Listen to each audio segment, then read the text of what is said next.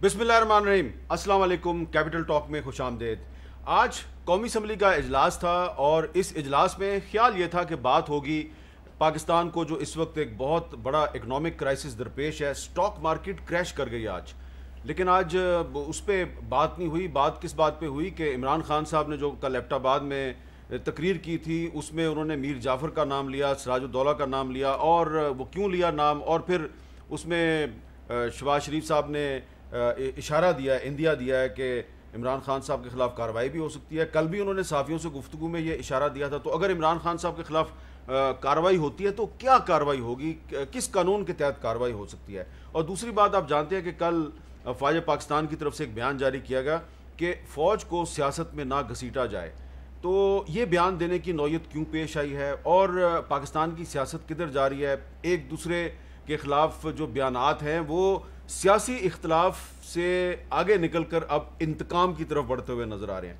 इस सूरत हाल पे गुफ्तगू के लिए हमारे साथ मौजूद हैं वफाकी वज़ीर कानून जनाब सेनेटर आज़म नज़ीर तारड़ साहब, बहुत बहुत शुक्रिया। और आज कौमी असम्बली के इजलास में जो एक अपोजिशन की आवाज़ थी वो थी गौस बख्श मेहर साहब की, जिन्होंने बहुत जदोजहद के बाद आखिरकार उनको माइक मिला तो उन्होंने भी आज कुछ अपोजिशन का किरदार अदा किया। उनसे पूछेंगे कि वो अपोजिशन का किरदार आजकल कैसे अदा कर रहे हैं। और हमारे साथ मौजूद होंगे एडवोकेट जनरल पंजाब जनाब अहमद अवैस साहब। अभी तक एडवोकेट जनरल पंजाब हैं, लेकिन अंदर से और बाहर से ये तहरीक इंसाफ के साथ हैं, इनसे भी बात करेंगे।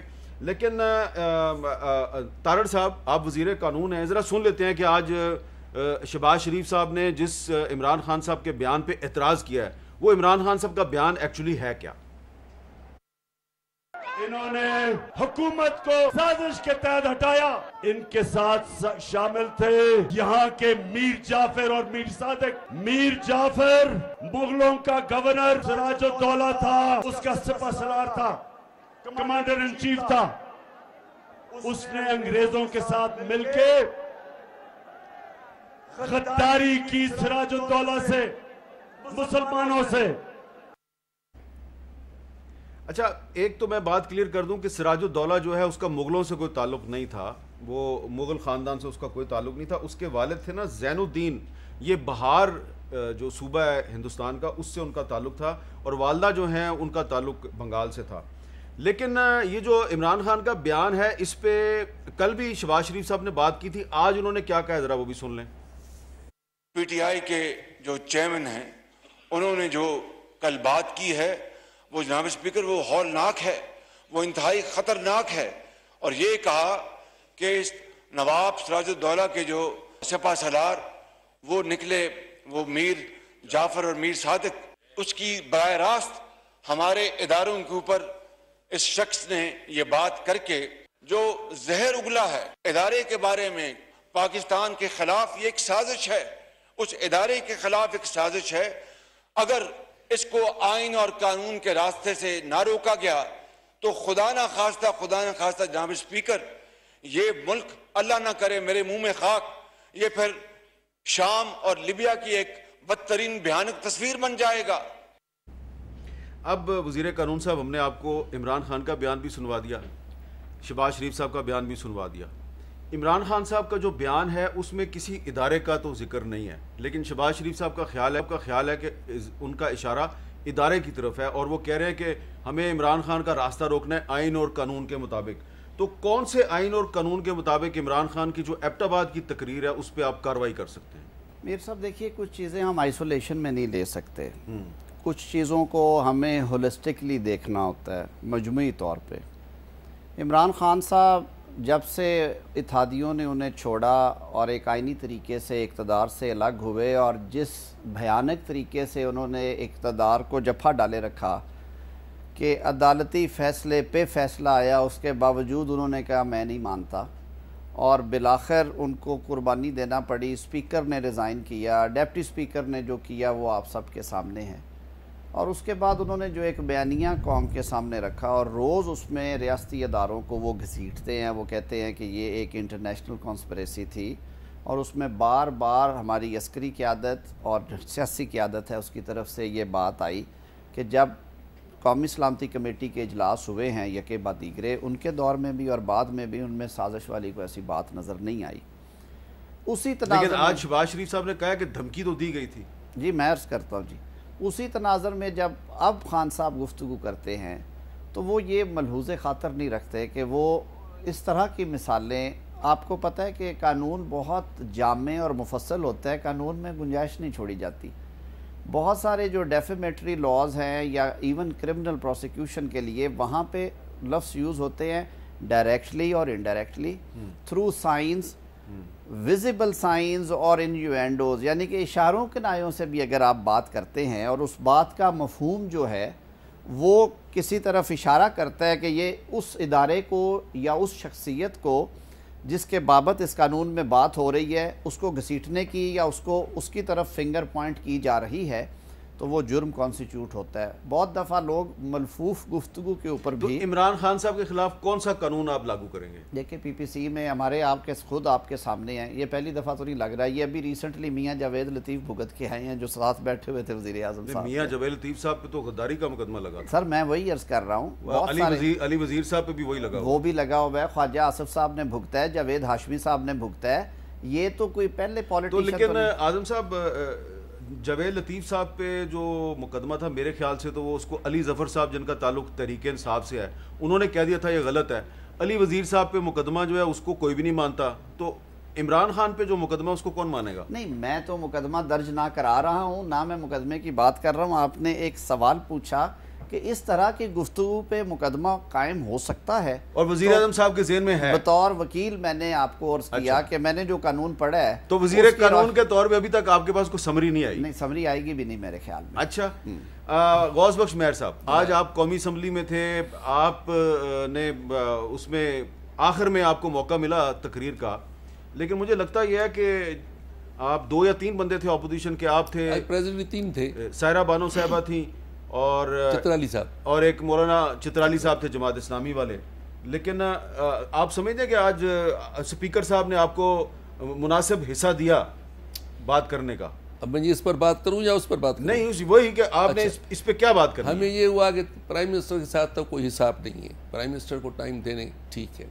اس کے بعد کافی ٹائم ایک منسٹر نے لیا جس نے وضاحت کی کل کے جلسے کی اور یہ کانسپائریسی وغیرہ، پھر ایک دوسرے ہمارا extra progressive P T I کے بندے ایکسٹرا پروگریسو پیٹریوٹ، اس نے بات کی، پھر اس کو پھر ہم نے منتیں کی بھائی ہمیں 2 منٹ ٹائم دو. 3 بندے تو ہیں، نام لیتے ہو جمہوریت کا اور کہتے ہو کہ جمہوریت کا کور ہو تو پھر ہم 3 بندوں کو بولنے دو. مشکل سے ہمیں ٹائم دیا، زبردستی منتیں کر کے ہمیں ٹائم لیا اور ہم نے بات کی. اسپیکر صاحب کی نظر اس طرح، میں نے تو کہا کہ آرٹیکل 39 کو دیکھیں، پرائم منسٹر کے بعد ایک دم لیڈر اپوزیشن ہوتا ہے، وہ آپ ڈکلیئر کریں، بتائیں.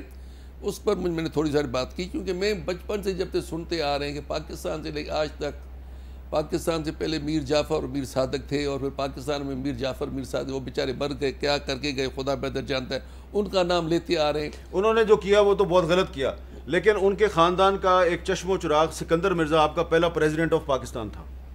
پریزیڈنٹ اس نے بھی جو کیا، آپ پہلی مارشل اس نے لگائی اور چلا گیا. لیکن بات یہ ہے کہ ہم جبھی بھی کوئی چیز آئے اس پر لیتے ہیں. آج تک میں نے یہ نہیں سنا ہے، میں صوبائی اسمبلی میں رہا ہوں، ادھر رہا ہوں، کبھی اسپیکر رہا ہوں، تو کسی اپوزیشن گورنمنٹ کوئی بات یہ کریں کہ بھائی گورنمنٹ والے آپ یہ چیز غلط کر رہے ہو، خراب ہو، یہ درستیں کریں. درستیں سجیشن کوئی نہیں کرتا ہے، کسی اپوزیشن والے کو نہیں آتی ہے. جبھی بھی آیا ایوب خان کا دور تھا، ہم اسٹوڈنٹ تھے، ایوب خان ہٹ جائے گا معاملہ سارا ٹھیک ہو جائے گا. کیا ٹھیک ہوا؟ کچھ نہیں ہوا. انڈسٹری اور ایگریکلچر اسٹیبلش ایوب خان کے زمانے میں ہوئی. بھٹو صاحب آئے، بھٹو صاحب ہٹیں گے سب ٹھیک ہو جائے گا. بھٹو صاحب کو شہید کیا، وہ بھی خط تھا، ایک کانسپائریسی نہیں تھی، خط تھا. اس کے بعد وہ کیا ہوا وہ جب آپ پوچھیں گے تو بتاؤں گا. وہ ہٹے گا معاملہ ٹھیک ہو جائے گا. کیا معاملہ ٹھیک ہوا؟ ضیاء الحق جائے گا. ہم جب بھی اپوزیشن سب اس میں دیکھتے ہیں، ہمارا مین ٹارگٹ یہ ہوتا ہے کہ گورنمنٹ ہٹے، ہم گورنمنٹ میں آئیں. ہمیں کسی کے پاس کوئی پروگرام نہیں ہوتا ہے کہ ملک کو کیسے بہتر کریں، کیا کریں. اگر گورنمنٹ جمہوریت ہی نام سے چلنی ہے، چلانی ہے اور جمہوریت کا نام رکھنا ہے، تو پھر ان کو ہمیں جو بھی جتنے بندے ہیں ہمیں تسلیم بھی کریں.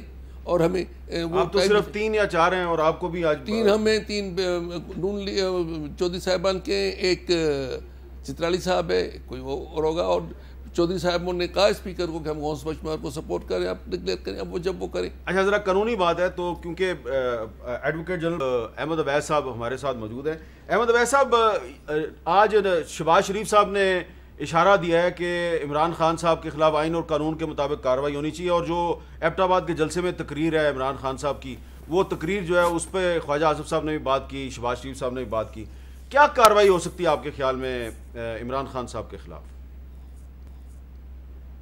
میرا نہیں خیال کسی بھی اعتبار سے قانونی کارروائی تو نہیں کر سکتی. ہاں میڈیا سے کھیل سکتی ہے اور میڈیا میں ایک غلط تاثر دے سکتی ہے, اس کے علاوہ تو اور کوئی ایسی بات نہیں ہے. عمران خان نے کوئی ایسی بات نہیں کی ہے, کوئی ہسٹوریکل نقطہ نظر سے اگر کوئی بات کی ہو یا ویسے ایک جنرل بات کی ہو, میرے خیال میں انویریبلی میں نے تو جہاں بھی ان کے کسی بھی جلسے میں دیکھا ہے وہ آرم فورسز کی تعریف ہی کی ہے. اور پاکستان کی آرم فورسز جو ہے کوئی بھی نہیں چاہے گا, پی ٹی آئی کی تو بالکل ایک بیسک پالیسی ہے کہ فوج کے متعلق کسی قسم کی بات جو ہے ایسی نہ کی جائے جو کنٹروورسی کا باعث بنے یا جس سے کوئی یہ کہہ سکے کہ جی ہم ان کو ملوث کر رہے ہیں. فوج ایک ادارہ ہے اور یہ طرح امتیاز ہے کسی بھی قوم, کسی بھی ملک میں جو ہے ایک اسٹرانگ آرم فورسز وہی حیثیت. پاکستان میں تو ایک اتنا بڑا رول ہے فوج کا, کیونکہ آپ دیکھیے ہمیں ایک بہت بڑے دشمن سے ہر وقت واسطہ رہتا ہے, اور جس کے باعث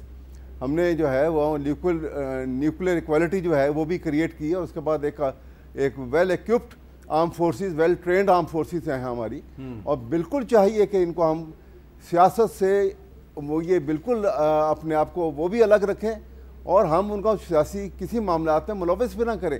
دیکھیے ہر فوجی جو ہے جب وہ اوتھ لیتا ہے تو آپ کو معلوم ہے کہ پاس آؤٹ ہوتے ہیں جب اکیڈمی سے, تو اس وقت ہر ایک کا اوتھ یہ ہے کہ I will not indulge myself in politics. جی, تو اس لیے کوشچن ہی رائز نہیں ہوتا. ہم تو بڑے عزت اور احترام کی نظر سے اور ہر پاکستان کو دیکھنا, پاکستانی کو, فوجی کو, اور چاہے وہ ایک جرنیل ہے یا وہ ایک عام سپاہی ہے, ان کی قربانیاں ہیں اور وہ اتنے ویل ٹرینڈ ہیں. کوئی جو ہر ادارہ جو ہے دوسرے کی رسپیکٹ کریٹ کرے اور سارے ادارے مل کے پاکستان کے آئین کو تھامیں. میں ایک بات آپ کو بڑی آج وثوق کے ساتھ اور ایمفیسائز کر کے یہ بات کہنا چاہتا ہوں کہ یہ وقت ہے کہ پاکستان کے آئین کو supreme law of the land practically بنائیں, اور تمام ادارے, تمام شخصیات کتنی بڑی ہوں کتنی چھوٹی ہوں, اپنے آپ کو سبسروینٹ ٹو دی کانسٹیٹیوشن بنا کے رکھیں. یہ آپ کی بات بالکل ورنہ درست یہ ہے. بڑی سخت انارکی کی طرف ہم جا رہے ہیں, اور خدا بچائے ہمیں اس انارکی سے.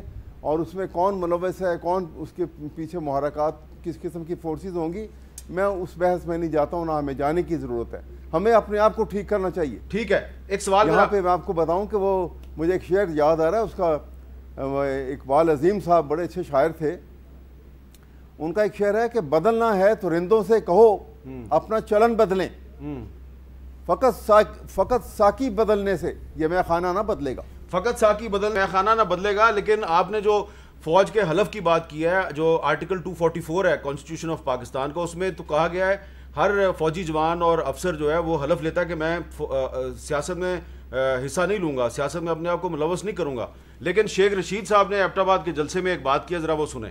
میں افواج پاکستان سے ایبٹ آباد میں مطالبہ کرتا ہوں کہ پاکستان کو بچانا ہے تو الیکشن کروانا ہے.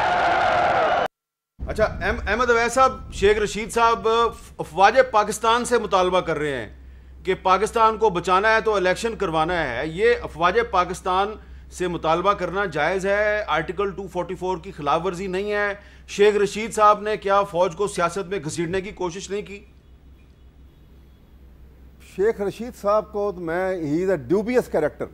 میں پی ٹی آئی سے ہوں, اور میں نے تو آگے بھی کئی دفعہ, بلکہ آپ کے پروگرام میں بھی ایک دفعہ میں نے بہت پہلے جب ابھی پی ٹی آئی کی حکومت بنی تھی اور ان کی کسی اسٹیٹمنٹ کے متعلق میں نے اس وقت بھی کہا تھا, انہوں نے, آپ اگر وقت نہیں ہے ورنہ میں آپ کو گنوا دوں بہت سارے واقعات جہاں پہ ایز انٹیریئر منسٹر ان کی اسٹیٹمنٹ جو ہیں آبجیکشنیبل ہیں, اور میرا خیال ہے کہ اس کے اندر وہ نیشنل اسپرٹ بھی نظر نہیں آتی ہے, پرسنل وینڈیٹا کو لے کے یہ چلتے ہیں اور وہ مناسب نہیں ہے.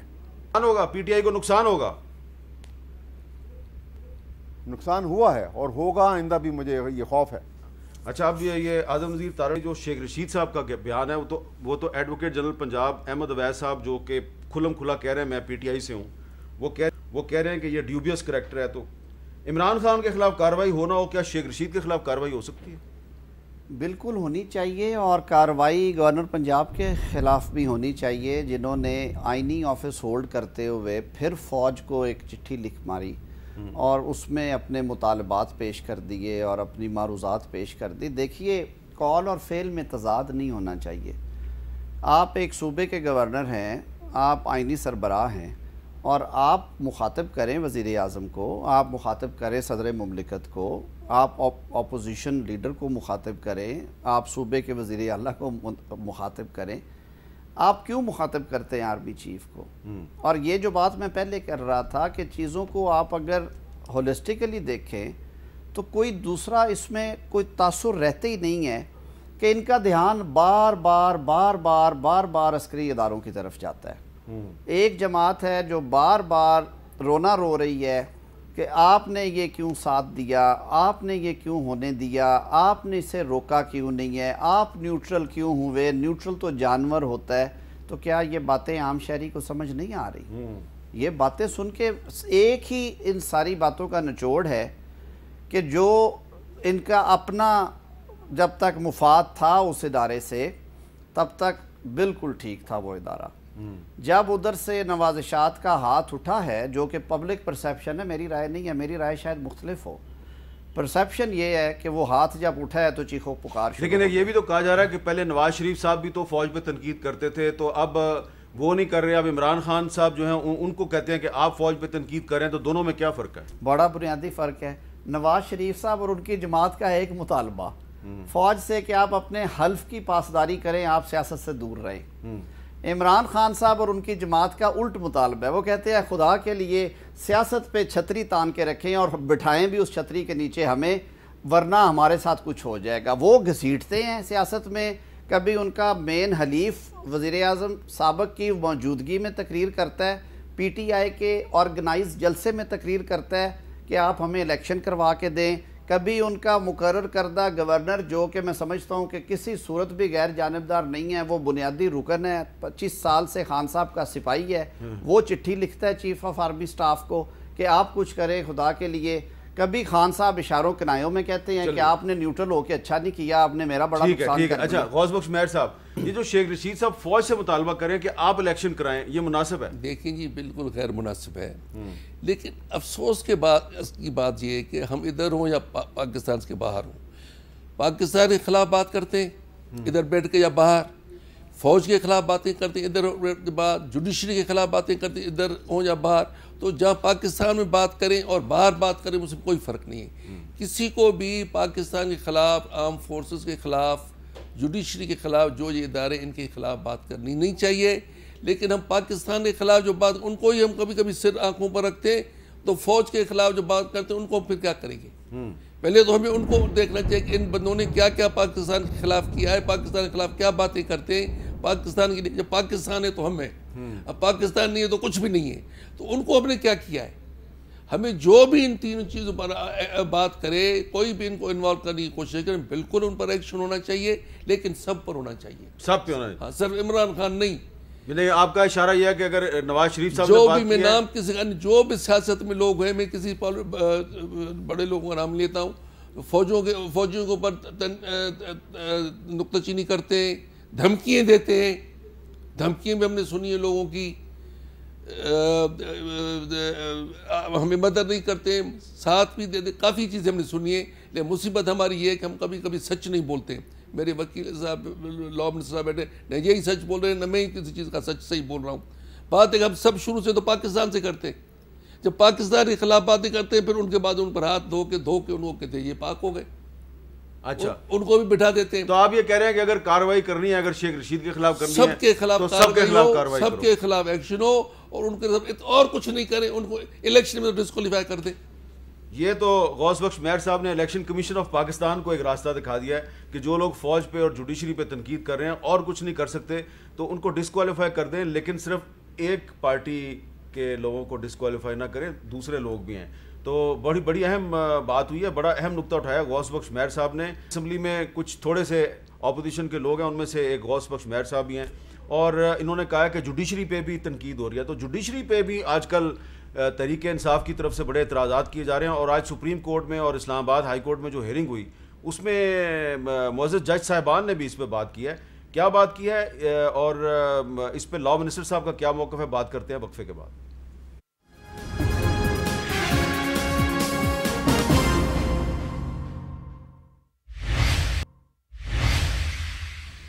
कैपिटल टॉक में खुश आमदेद। इस वक्त इस्लामाबाद में बड़ी तेज़ बारिश हो रही है और बादल गरज रहे हैं, और सूरत हाल काफ़ी मुझे गैर मामूली सी नज़र आ रही है। लेकिन ये सिर्फ मैं मौसम की बात कर रहा हूँ, सियासी बात नहीं कर रहा। अहमद अवैस साहब हमारे साथ मौजूद हैं और एडवोकेट जनरल हैं, और खुलम खुला उन्होंने अभी ऑन एयर आपके सामने कह दिया कि मेरा ताल्लुक तो PTI से है। तो अहमद अवैस साहब, आज सुबह से इस्लामाबाद में कुछ लोग जो हैं वो इस खदशे का इजहार कर रहे थे कि शायद पंजाब में कोई गवर्नर राज लगाने का मंसूबा ज़ेरे गौर है। ज़ाहिर बात है आप तो कहेंगे कि मुझे नहीं पता, लेकिन ये बताएं कि ये इस वक्त प्रेसिडेंट में और प्राइम मिनिस्टर में गवर्नर पंजाब की वजह से एक टग ऑफ वार तो चल रही है ना, एक रस्साकशी चल रही है, इख्तियारात की जंग चल रही है। ये मुझे बताएं कि क्या आपकी अंडरस्टैंडिंग जो है कानून की और आइन की, ये किसका इख्तियार है? वज़ीर आज़म साहब बार बार लिख रहे हैं सदर साहब को कि गवर्नर पंजाब को तब्दील करें, वो क्यों नहीं तब्दील कर रहे? ये इख्तियार किसका है?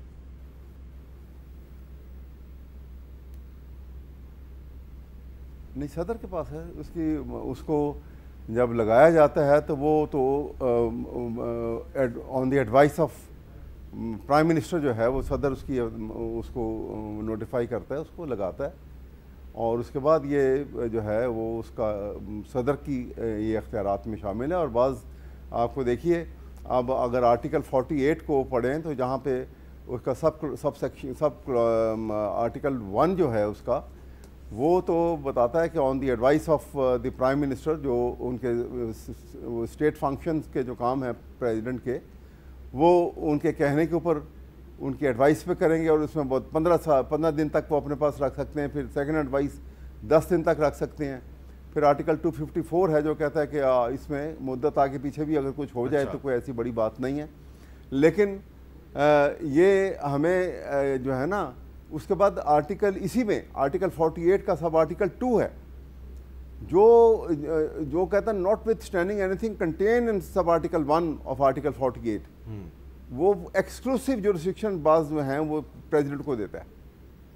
तो हमें बात यह है कि हमें इसकी मिस इंटरप्रिटेशन करके अपने आप को कोई एक अपने आप को बड़ा दिखाता है, और वो जो होती है ना jealousy to exercise of authority, वो उसको हमें बाला ताक रख के हमें सोचना चाहिए कि पाकिस्तान को बचाने के लिए और आइन को स्मूथ रनिंग के लिए अगर ज़रा गौर से देखें और ज़रा सब्र से काम लें तो आप देखेंगे कि आइन में हर चीज़ की रेमेडी मौजूद है। कोई भी प्रोपोजिशन, कोई भी ये डेडलॉक आते हैं, वो तमाम के तमाम उनकी रेमेडी है। लेकिन जहां हम अपने डिज़ायर के मुताबिक आइन को इस्तेमाल करना चाहते हैं और अपनी एम्बिशन को आइन से बड़ा बना लेते हैं, तो वहाँ पे प्रॉब्लम क्रिएट होती है। और ये वक्त है इससे इज्तनाब करने का। मैं एम्फसाइज दे के, बड़ी ज़ोर दे के, ज़िम्मेदारी से ये बात कह रहा हूँ दोबारा कि ये वक्त है कि हम अपनी एम्बिशन और अपने डिज़ायर के मुताबिक आइन को तब्दील करने की कोशिश ना करें या उसको मोल्ड करने की कोशिश ना करें, बल्कि सब ताबे होकर चलें और उसको पकड़ी रखें। इसी में पाकिस्तान की सालमियत और बका है। ऐसा लग रहा है कि अहमद अवैस साहब सुपरमेसी ऑफ द कॉन्स्टिट्यूशन का जो नज़रिया है उसका इजहार कर रहे हैं। तो फिर सदर और वज़ीर आज़म में मसला क्या है? मसला आइन की बालादस्ती क्या है? मैं तो कानून के तालिब इल्म की हैसियत से मैंने तो ये पढ़ा है कि पाकिस्तान में पार्लिमानी निज़ाम हुकूमत है, सदारती निज़ाम हुकूमत नहीं है। मैंने तो अभी रिसेंटली सुप्रीम कोर्ट की जजमेंट भी एक पढ़ी है काजी फायज़ ईसा साहब के केस में। 10 रुकनी बेंच ने कहा कि हमारे सिस्टम में सदर का वही रोल है जो इंग्लिश डेमोक्रेसी में क्वीन ऑफ इंग्लैंड का है आज। मुझे तो ये पढ़ाया गया कि सदर के जो इख्तियारात हैं वो वज़ीर आज़म और काबीना के दिए गए इख्तियारात हैं और उससे आगे कुछ नहीं है। और इसी वजह से फ्रेमर्स ने सदर को पाबंद कर दिया कि आप उनकी एडवाइस 15 दिन तक गौर खौस के लिए रख सकते हैं।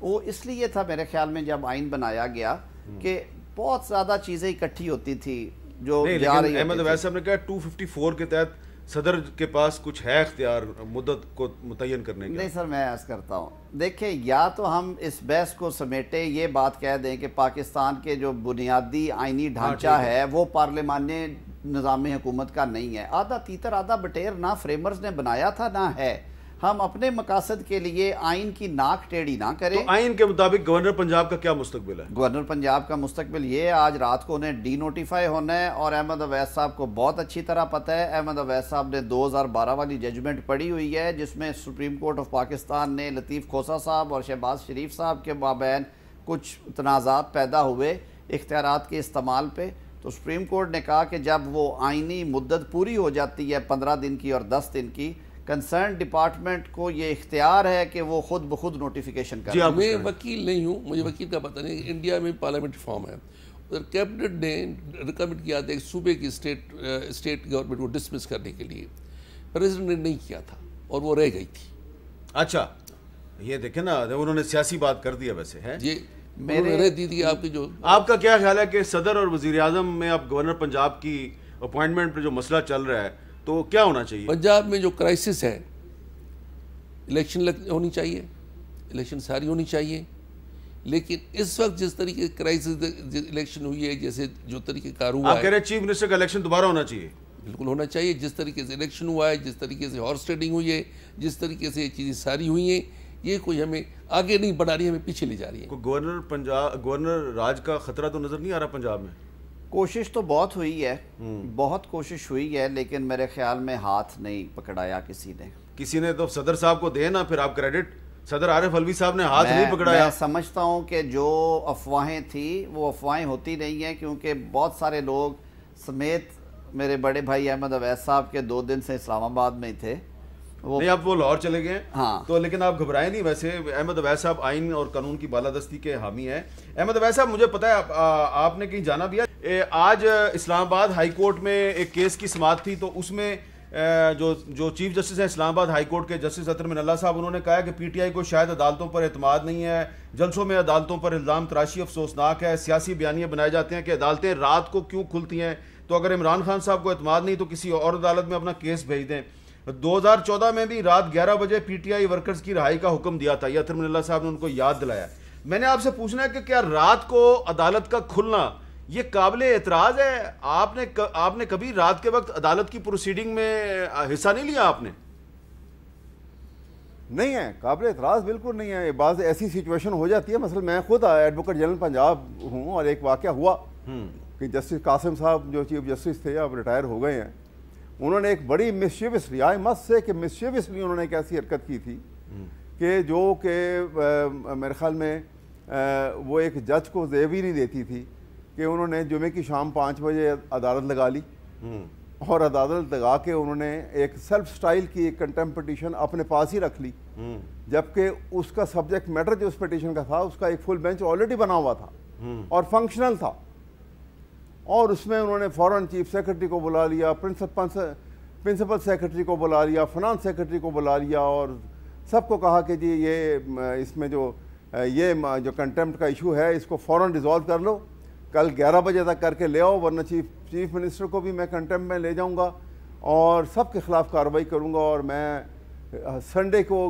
11 بجے تک عدالت لگاتا رہوں گا۔ اور جمعے، اور یہ آپ یاد رکھیے کہ وہ منڈے کی صبح 9 بجے ان کا ریفرنس تھا ان کی ریٹائرمنٹ کا۔ اچھا، تو وہ ایسی خطرناک صورتحال میں جو انہوں نے کریٹ کر دی تھی، تو ہفتے والے دن میں نے رات کو لیٹ نائٹ میں نے اطلاع کی سپریم کورٹ کو، اور آنریبل سپریم کورٹ نے اس میں وہ ایک بینچ بنایا چھٹی والے دن، باقاعدہ بینچ بنا، ہفتے والے دن اسپیشل بینچ بنا، اور انہوں نے باقاعدہ ہیئرنگ ہوئی، ہیئرنگ میں انہوں نے وہ سارے آرڈر سسپینڈ کیے جو اس نے کیے تھے۔ تو بات یہ ہے کہ جب بھی عدالت جو ہے نا اس کی امپارشیلٹی کے اوپر انگلی اٹھانی نہیں چاہیے، لیکن عدالت کو بھی انتہائی احتیاط کی ضرورت ہے کہ وہ ایسا موقع فراہم نہ کرے۔ پاکستان ہر طرف سے جو ہے وہ خطرات میں گھرا ہوا ہے، ایڈورس فورسز جو ہیں وہ عمل پیرا ہیں فار ملٹیپل فیکٹرز، یہ وقت نہیں ہے کہ ان کی بات کی جائے، تو پھونک پھونک کے قدم رکھنے کے، وہ جس طرح میر تقی میر نے کہا تھا نا کہ لے سانس بھی آہستہ کہ نازک ہے بہت کام، آفاق کی اس کارگاہ شیشہ گری کا۔ تو یہ میرے خیال میں ہماری جوڈیشری کو یہ شعر پلے سے باندھ لینا چاہیے. یہ سیاستدانوں کو بھی پلے سے باندھنا چاہیے کہ لے سانس بھی آہستہ کہ نازک ہے بڑا کام, کچھ بھی ہو سکتا ہے, کسی وقت بھی ہو رہا ہے. اسلام آباد میں بادل گرج رہے ہیں. ایک وقفہ لیتے ہیں, وقفے کے بعد اب وزیر قانون صاحب سے پوچھتے ہیں کہ کچھ سمجھ آئیے آپ کو, لے سانس بھی آہستہ کہ نازک ہے بڑا کام. وقفے کے بعد دوبارہ ملتے ہیں.